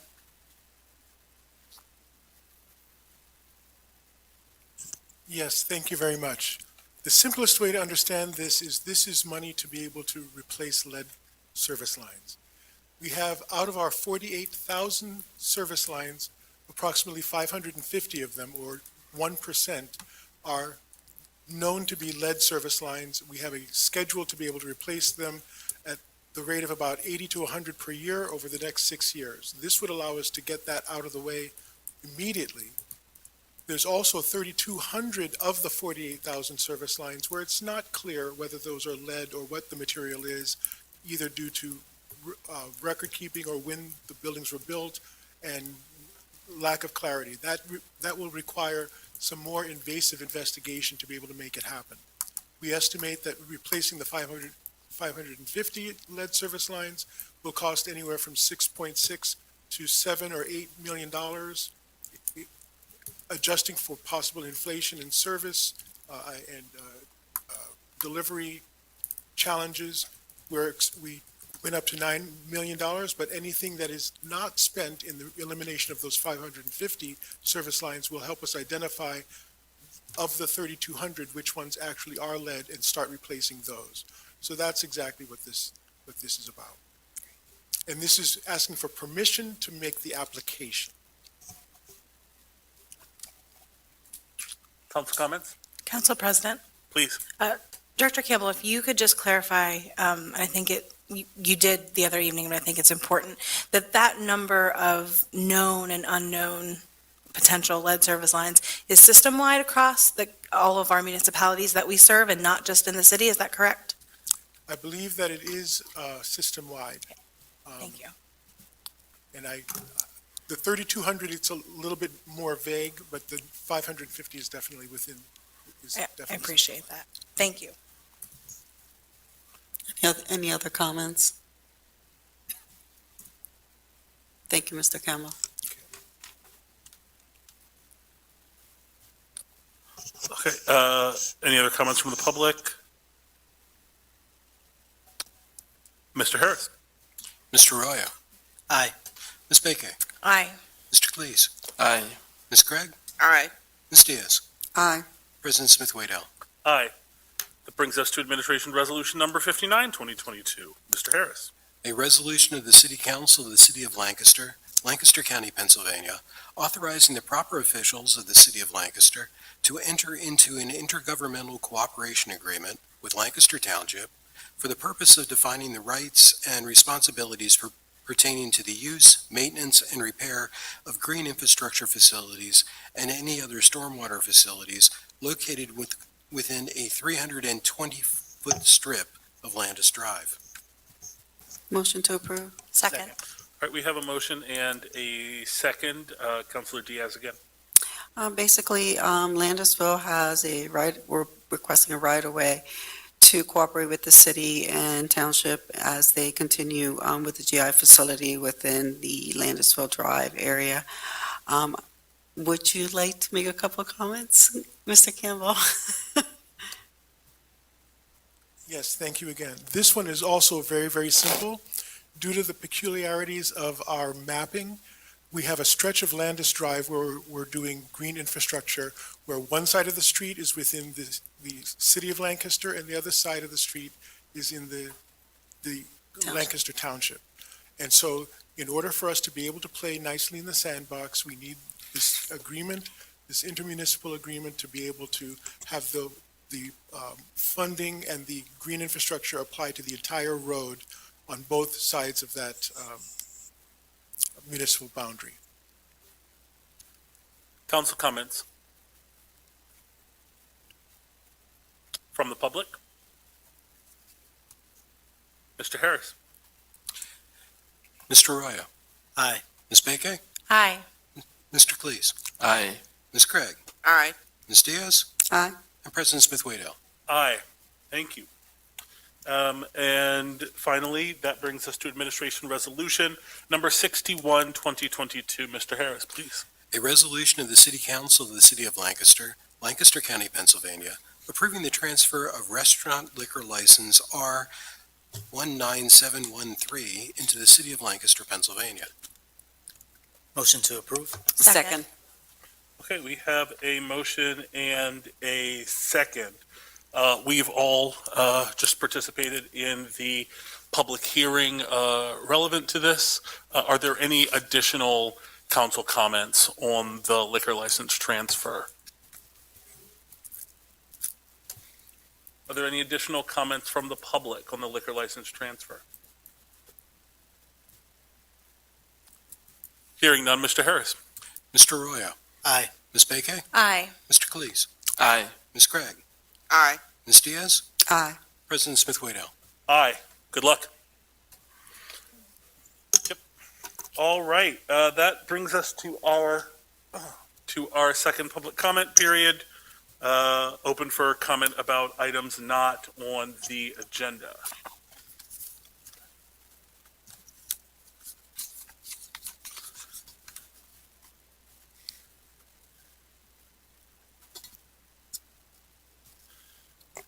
Good evening. Good evening, Ms. Grievous.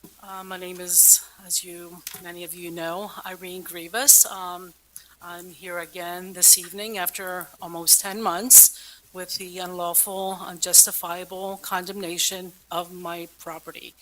The city of Lancaster had finally agreed to lift the injunction that had expired 9.5 months ago.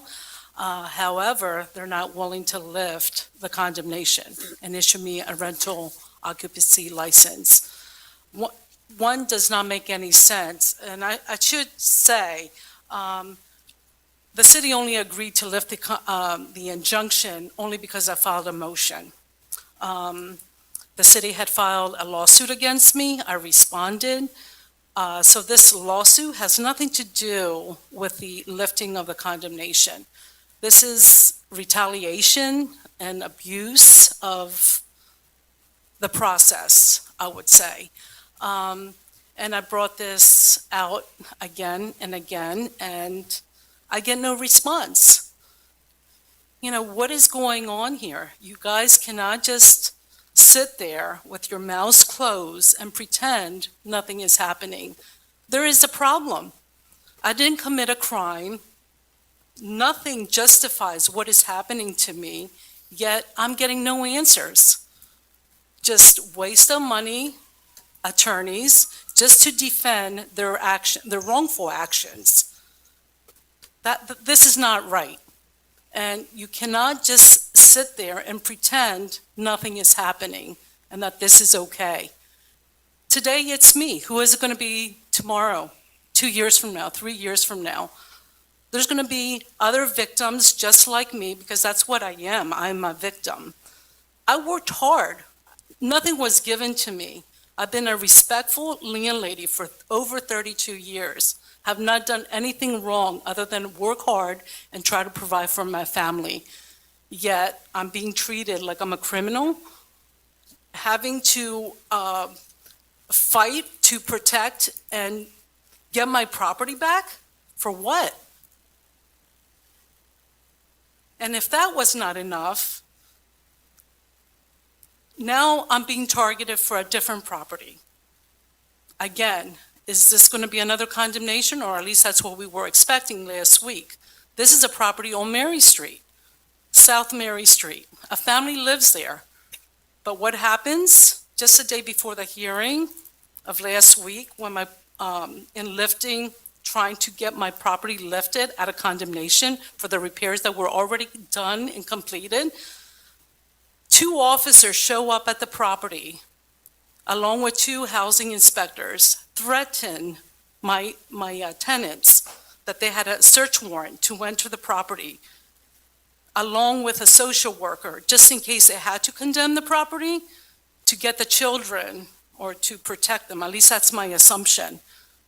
And had my tenant, who was not home at the time, to get her elderly father, who has dementia, under the false pretense that they had a search warrant to go in the property. So they go in the property, again, found minor violations. I, as a landlady, am not responsible for my tenants' cleanliness. I'm not anyone's maid. That is their responsibility. These tenants have been there for 8 years. You know, they're not the cleanest, but that is not a reason for the city to use that to pounce and go in, abusing their authority to go in, looking for additional violations, to have me to spend more money, thousands of dollars, I'm sure. That was their hopes in doing this. I mean, that is not in any way. Thank you, Ms. Grievous.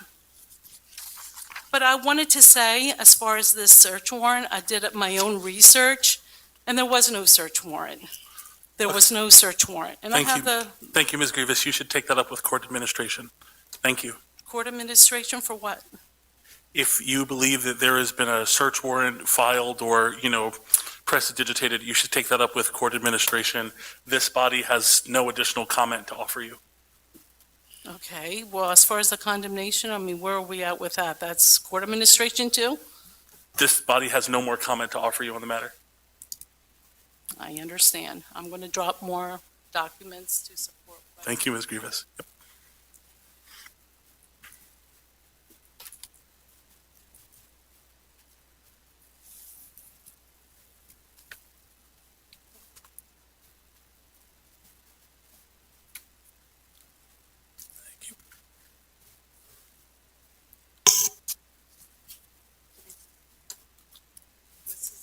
The other two is for the mayor. You can give those to the clerk.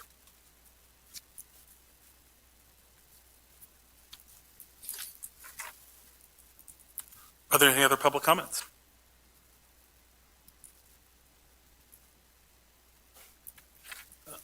Hearing none, Ms. King, nothing from the mayor? I have no additional report this evening, so I will open it for council comments.